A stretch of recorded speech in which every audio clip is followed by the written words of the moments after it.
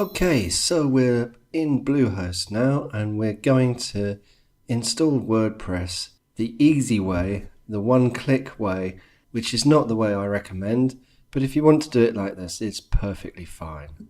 So let's log in, and now we're logged into our account on Bluehost. Let's navigate towards cPanel. And here is the cPanel on our Bluehost hosting account. It's very likely that you'll have a cPanel on your hosting account. If you do, it might look different to this. It will have icons and different sections for the icons. But what I want you to look for is WordPress one-click install. But on this particular case, it's right at the top here. We've got one-click installs. We've also got install WordPress. I shouldn't think it matters which one you click.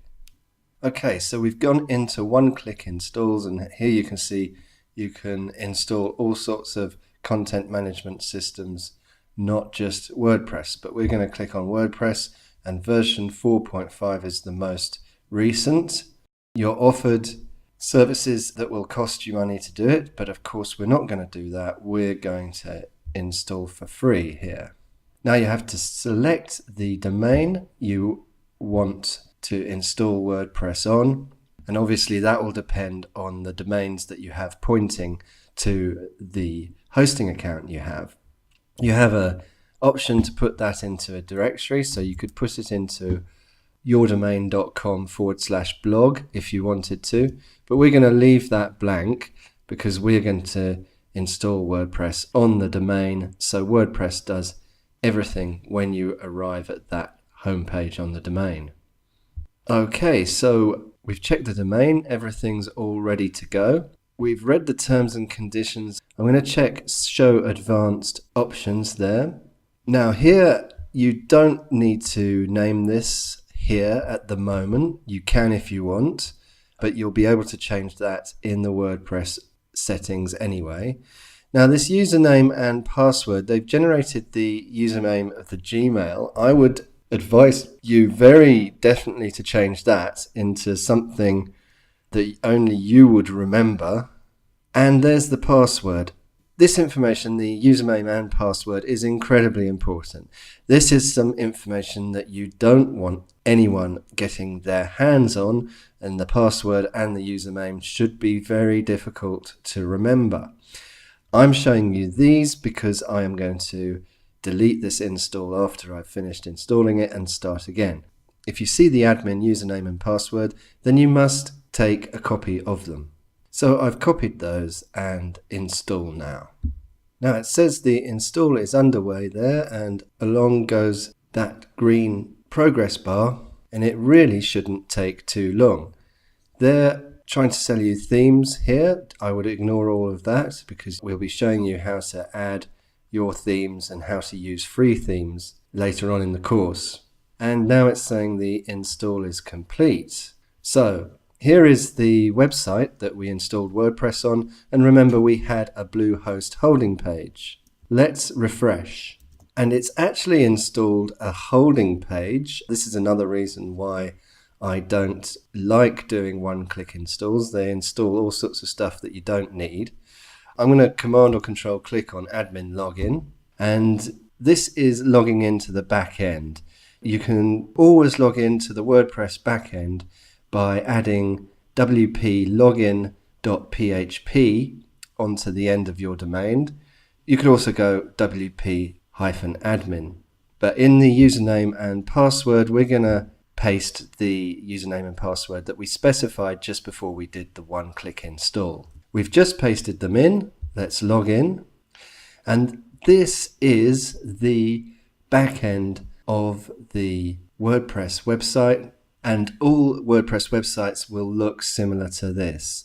Right at the top there you can see you are currently displaying a coming soon page. Once you're ready to launch your site, click here. Well, I'm going to do that now so I can show you what WordPress looks like properly when you install it manually. So now we'll refresh this page again, and this is more what you're likely to see when you first install WordPress on your site. And it's, as you can see, a very blank template with one post called Hello World and there's one page as well, which we can't see at the moment, but it's very little on it. But this is the basics of WordPress, and we've got a taskbar at the top here, which I'll talk to you about as well. But the point is, it's a very empty site. Now, many people get hung up about putting a holding page for their site, thinking that it's unprofessional to show a site like this that's half finished or not even started.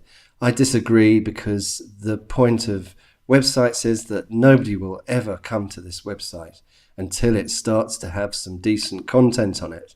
So I really don't worry about putting up holding pages. But if you wanted to put up a holding page, you could find a plugin to do it for you. Now, we'll be talking about plugins later, but let's just go straight to plugins now, because there's a few things I want to show you.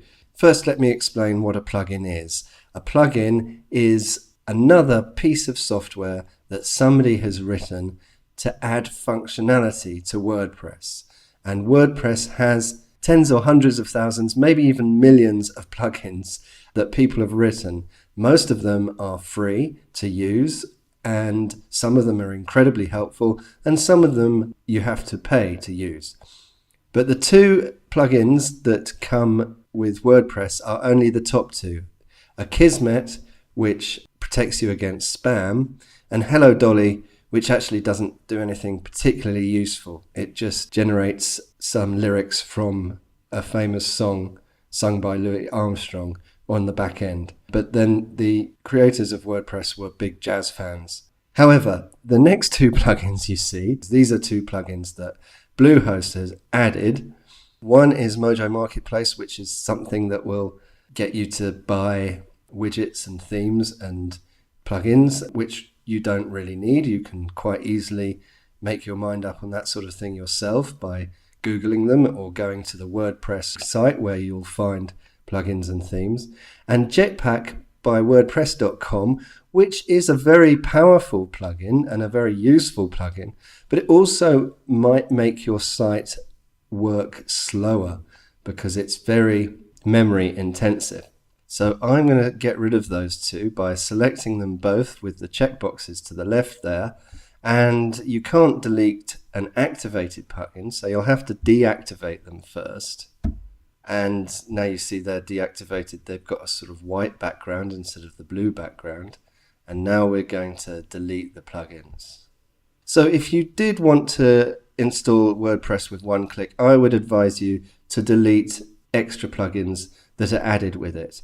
The whole problem with one-click installs is that they do tend to add little extras that may well be a security weakness in your site going forward. Now, WordPress is a very solid system. It's updated 4 times a year on average, and it has a huge, great community testing the newest versions to make sure that they are as secure as they can be. However, the plugins and themes that you add onto it, if they are less common and less famous, then they will of course be less secure. So I would be very careful with one-click installs for that reason. In the next video, I will show you how to install WordPress manually. My name's Rob Cubbon. I'll look forward to that.